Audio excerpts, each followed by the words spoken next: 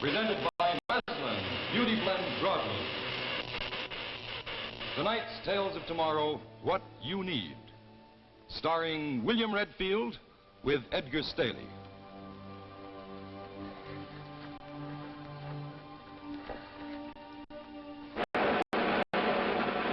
We roll out the carpet now to welcome you again to Tales of Tomorrow. Brought to you this week by C.H. Maslin & Sons, makers of Maslin Beauty Blend Broadlooms. Now, I don't have to tell you that the Maslin mills have been justly famous for the weaving of fine rugs and carpets for 4 generations of the Maslin family. Now, in recent years, they've achieved an enviable reputation in another and quite different field, the making of fine hunting and fishing clothes. Now, this is an area of manufacture where business and pleasure truly overlap. For the Maslin mills are perhaps the only great weaving mills where every year, on the opening day of the hunting and fishing season, the entire plant is closed so that everyone who works in the Maslin mills can take to the woods. Now, this corporate love of sports makes the manufacture of hunting and fishing clothes at Maslin more than just a business enterprise. So think of Maslin next time you think of hunting and fishing, as well as when you carpet your home. And now, C.H. Maslin & Sons are proud to present tonight's Tale of Tomorrow, the first act of What You Need.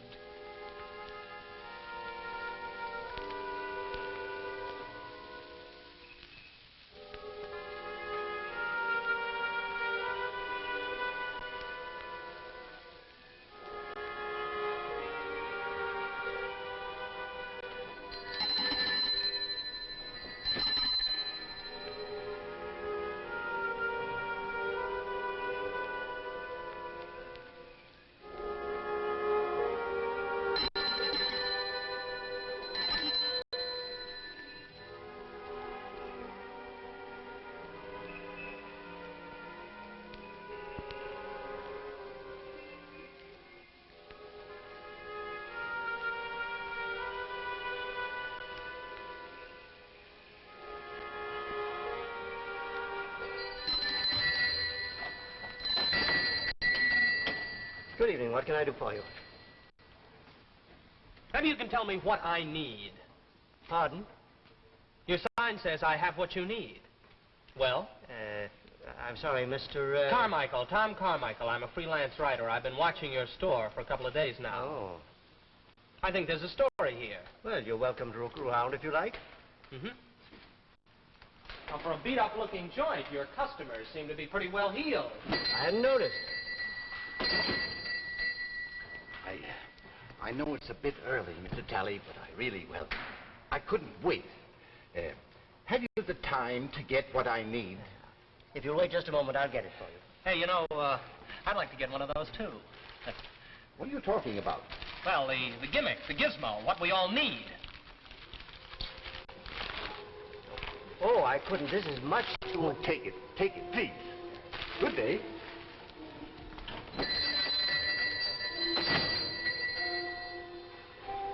I can't seem to wait.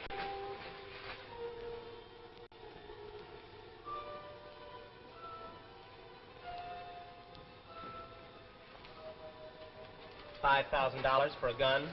Your eye's taken everything. Would you mind telling me what business you're in? Yes, I would. I could check you through the Better Business Bureau. As you wish. In the past 2 days, I have seen people walk out of here with, let me see, an egg, a pair of rubber gloves, a test tube, and now a gun. Rather a weird assortment, wouldn't you say? I would indeed. And now, if you'll excuse me... Is the price always $5,000? It varies. I'm beginning to get the point. You're not interested in talking to me. It's very clever of you. I could go to the police. The gun. Is there a permit for it? And what makes it worth $5,000? Do you think the police could be interested in your business? That sounds like a threat. No. Just my duty as a citizen. Your business might be blackmail. So it might. Well, then I'd better tell the police. You have my blessing. Martha, shall I put up some tea? Well, that would be nice. Perhaps the young man would like a cup. Oh, no. He has an appointment with the police. No. It can wait. No. I just love a cup of tea. I wouldn't want to keep you. Oh, you win, hands down. I had no intention of going to the police, and I think you knew it. It would make little difference either way. Frankly, all I'm interested in is the story. Or let's put it another way. I see a sign which says, I have what you need. I'm a poor, struggling writer, but am I less in need than the wealthy-looking people that you serve? Peter, I think the young man has a point. You come to me then as a customer? Well, yes, as a customer. Will you excuse me a moment? I'll put up with you.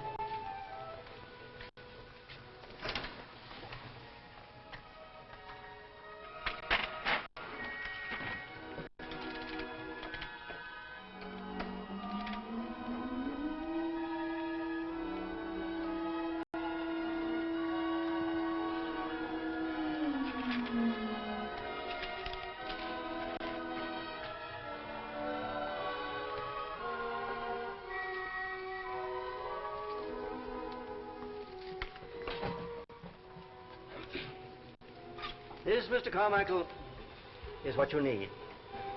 Carry it on your person. Thank you. You know, I think I'm beginning to get your record now. You're an extremely intelligent young man. You're some kind of phony medium. You spin a few dials and tell the future, and then you sell it at 5,000 per. It's quite a deal. Good day, Mr. Carmichael. You can whistle for the 5,000. I had no intention of charging you that fee. I know you couldn't afford it. And what do I owe you? Pay me after you're satisfied. When will I know? Soon enough. Oh, there's one thing I must tell you very frankly. I'm not very happy with you as a customer. I must ask you to promise that you'll never come near my shop again, nor mention it to anyone. In exchange for what? In exchange for what I've given you. Might this be in the nature of a bribe? Good day, Mr. Carmichael. The young man will not be staying. Oh, isn't that a pity? Well, I'll probably be back. No, Mr. Carmichael. I've done you a service. Let's leave it at that. Depends on the worth of your service. It will be worth much to you. Keep it on your person.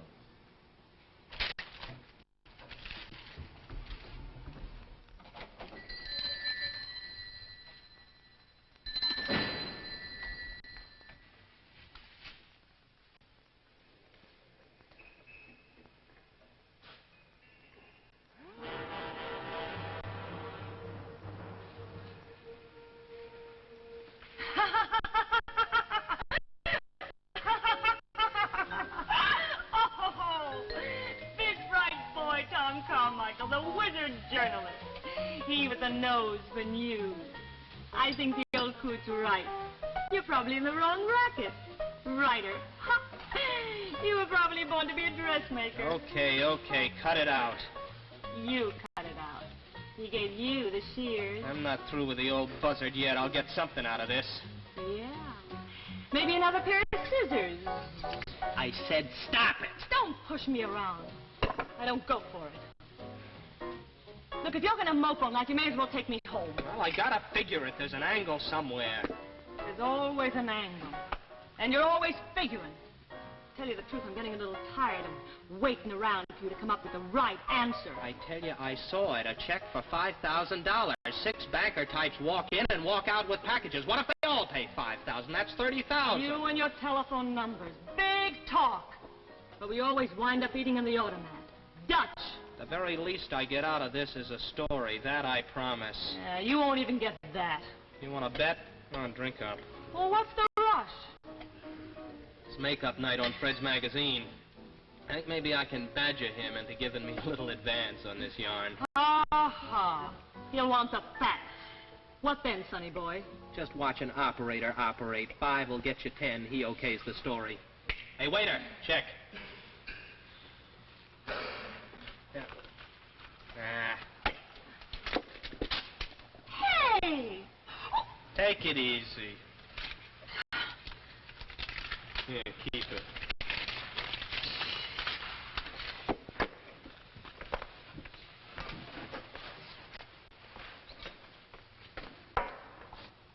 Hey, mister, you forgot something. I'll keep those 2. Oh, wait a minute. Maybe you better give them to me.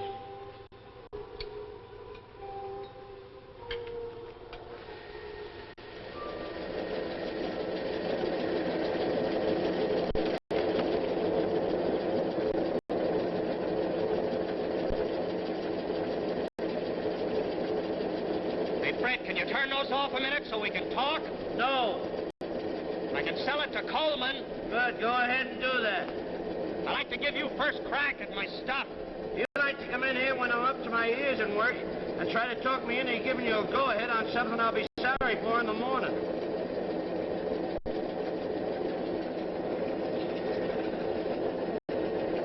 You call yourself an editor, huh? Get nasty, that always helps. And it's a natural. It's a strike right down your alley. An old guy trying to fleece millionaires out of dough. All right, so we expose him. A good yard and a public service. You're always yapping about your magazine doing a public service. The day you get interested in public service, my friend, that'll be the day. Come on, you're boring the man. Rest easy.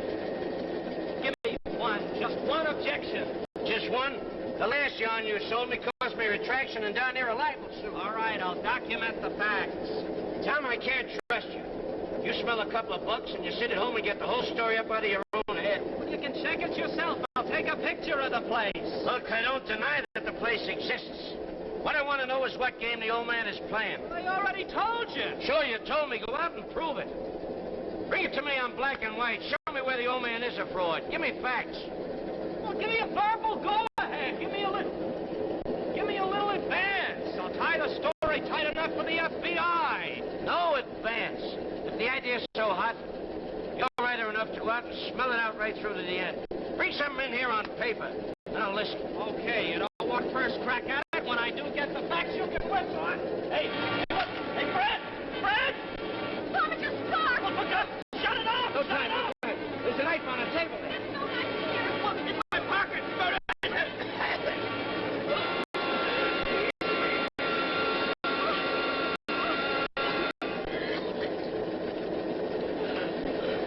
Hold for a minute. Oh, Tom, honey, are you all right?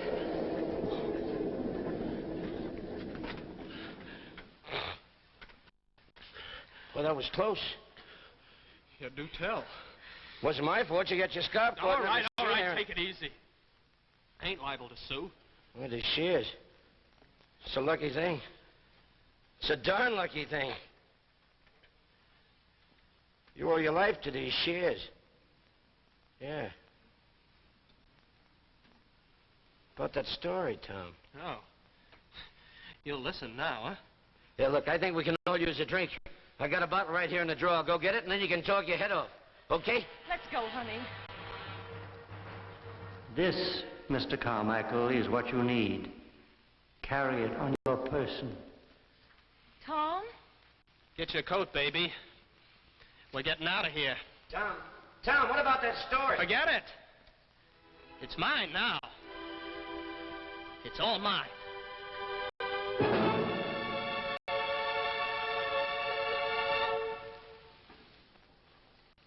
We'll return to the second act of What You Need in just a minute. Meanwhile, are you a fishing fan? Well, if you're not, you will be after I show you this outfit. This is the Maslin Klamath coat, and it's made of specially woven Zealand-treated poplin. See, these pockets, well, they're one of the things that make this most wonderful coat for any kind of fishing that you ever want to do at any time. See, they're bellows pockets, and there's enough room in them to hold all your lure boxes, all your other gear. Yes, even all that gear that you carry. Over here, we have some more pockets. This one for cigarettes. This one for sunglasses or glasses, depending on which kind you need. Here's a ring to hold your snippers. All you fishermen know what those are for. And here's a wonderful idea. These loops to put your rod in. If you want to free your hands, the butt down here, the rest of it here, so that you can change flies, light a cigarette, do anything you want to with your hands free. Now, that's just the front. In the back, we have a ring back here, of course, for your landing net. And notice that this loop is 6 inches long, so that you can reach it more easily, either from the right or the left-hand side. Then we have here a great big mammoth pocket that goes all the way across the back.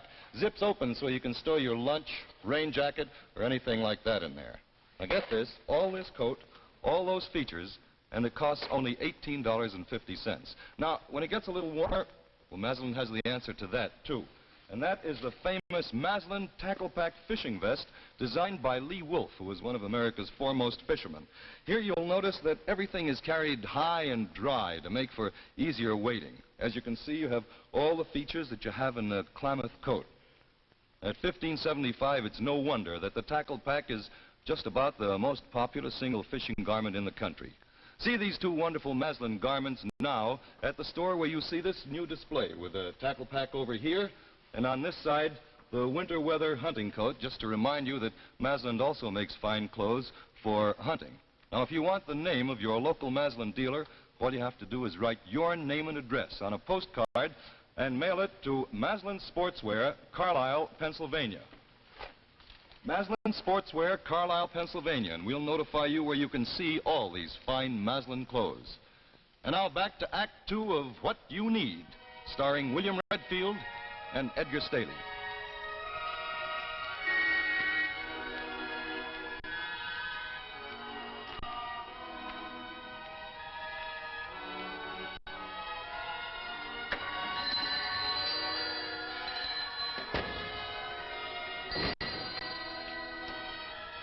That young man again. I was hoping he wouldn't come back. Perhaps he wants to thank you.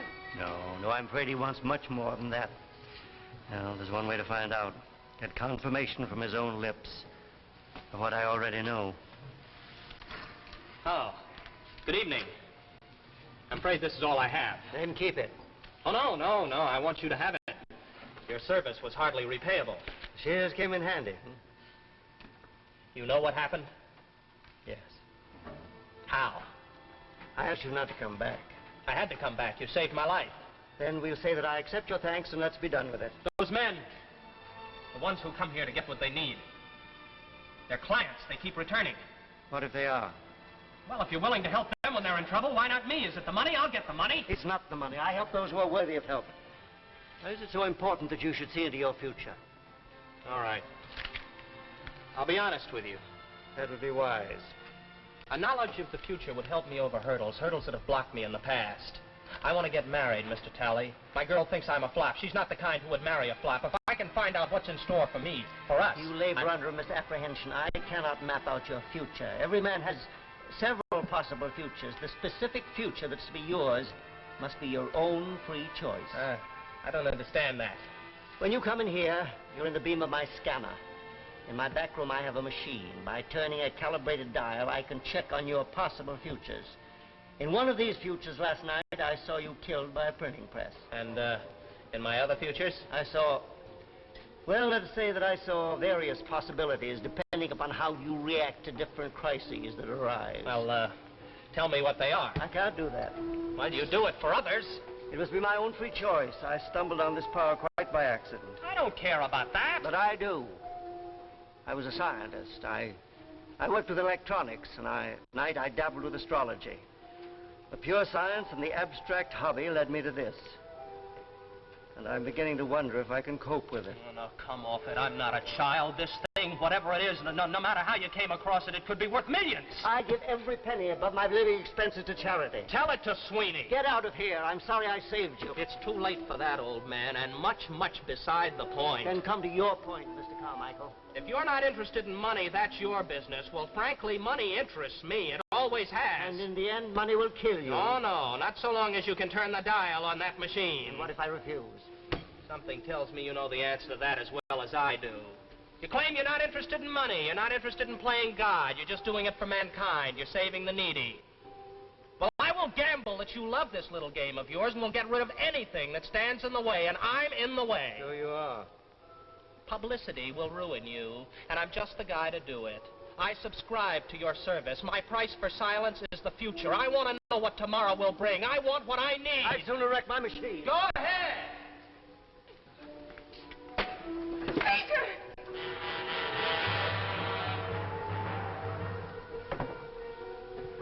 He's done so much good. One of those men you saw, the one who gave me the check for $5,000, in 2 years, he'll develop a serum to combat polio. Without the gun I gave him today, he'd have been killed by a thief who was ransacking his apartment. I'm not asking you to stop helping others. Just help me. Peter, perhaps it's best to do as he says. Where can I reach you? With what I need? With what you need. Well, I'm, meeting my girl in a bar on the corner of Greenwich and 4th. I'll be there all evening. I'll send a messenger boy over with what you need. I'm, sorry I had to... Well, use persuasion. It's quite all right. I anticipated it. Mm.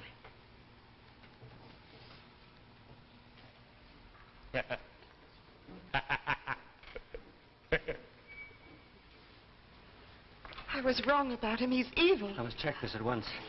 I must be certain. Absolutely certain.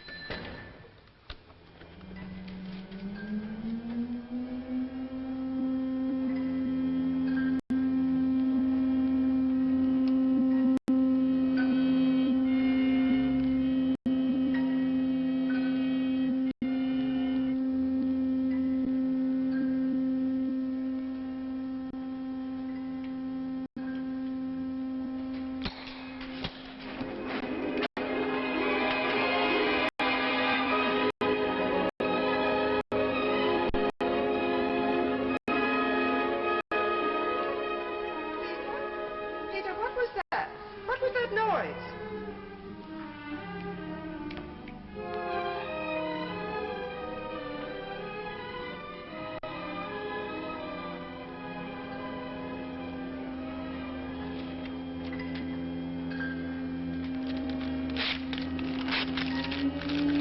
Peter, what is it? You look as if you've seen a ghost. A ghost? Yes. I have seen a ghost.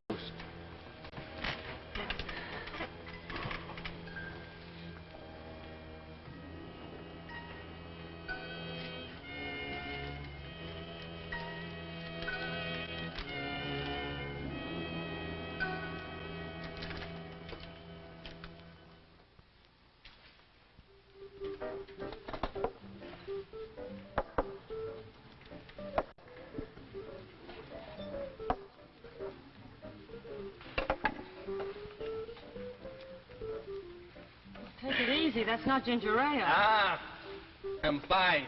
I feel just great. You're higher than a kite. Mm-hmm. The world's a kite.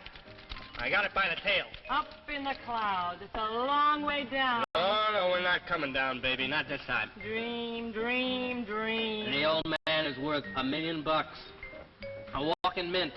You know, just one little machine. But in the hands of the right guy, you could own the world. Yeah, but it's his machine, and he's got other plans for it. No, I'm not interested in his plans. Not in the slightest. I don't know. I always thought I was pretty tough, but this...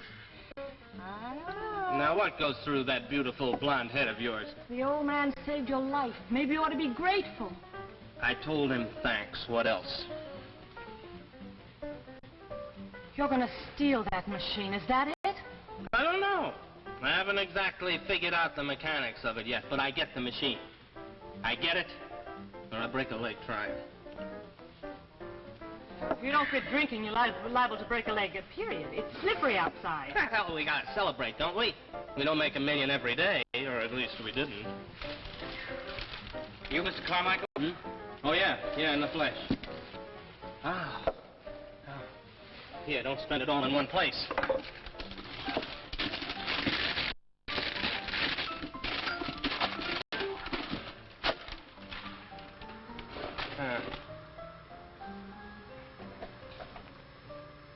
Joke?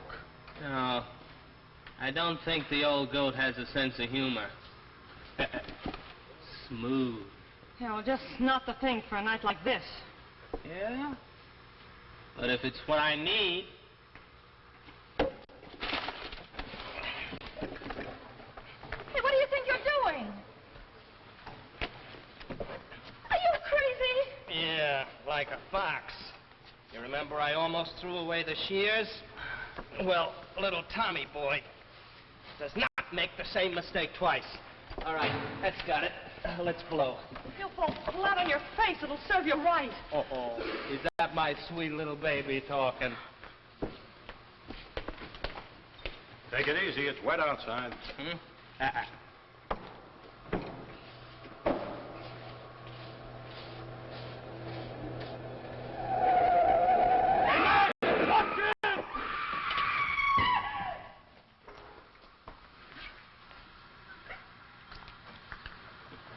I never had a chance. I swear, he slipped right in front of me. Like he was pushed.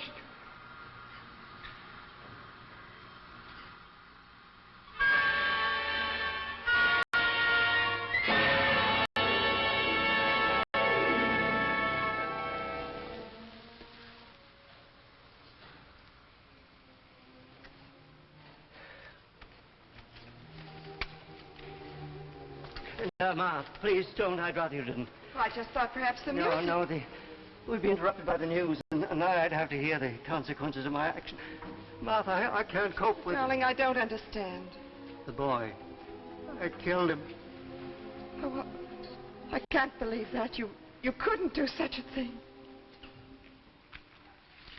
And now for the local news. Just a half hour ago, the snowstorm claimed its first casualty. A man identified as Tom Carmichael was instantly killed when he slipped beneath the wheels of a truck. You could have saved him. Worse, I sent him to his death. He was evil, but death is for God to decide. You had no right. And had I the right to step into the fate of all those others, to play God on earth? No mortal man has that right. Oh, Peter, you've done so much good. And tonight, I killed a man. There must have been cause. Yes, a cause. I saw it in the machine. A life for life. Tom Carmichael's for mine.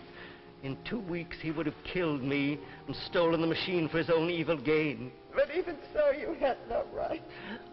I didn't ask for this terrible power. Oh, God, why was it granted me? It's not for man on earth.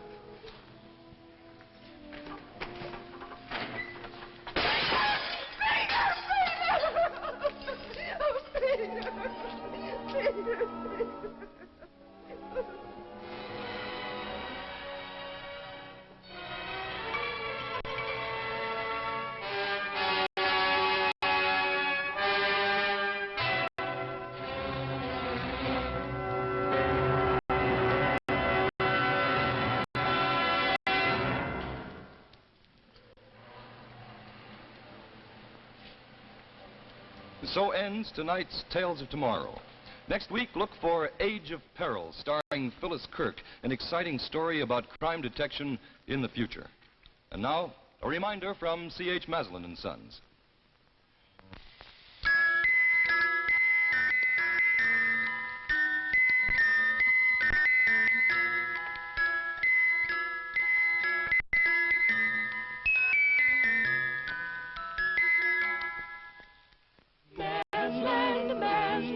Beauty blend broad loom, color magic from the weaver's loom. Blend its beauty into every room. Always ask for Masland Beauty blend broad loom. Beauty blend broad loom. Masland Beauty blend broad loom. Tales of Tomorrow will be brought to you by Chrysler, the name that means quality in watch bands.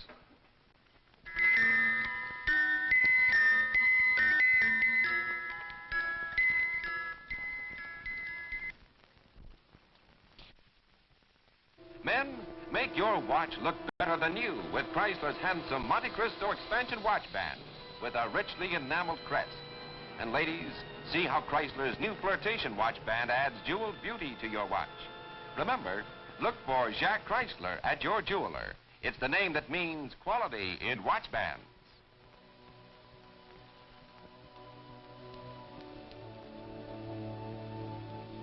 Be with us again next week when Tales of Tomorrow presents Age of Peril, starring Phyllis Kirk.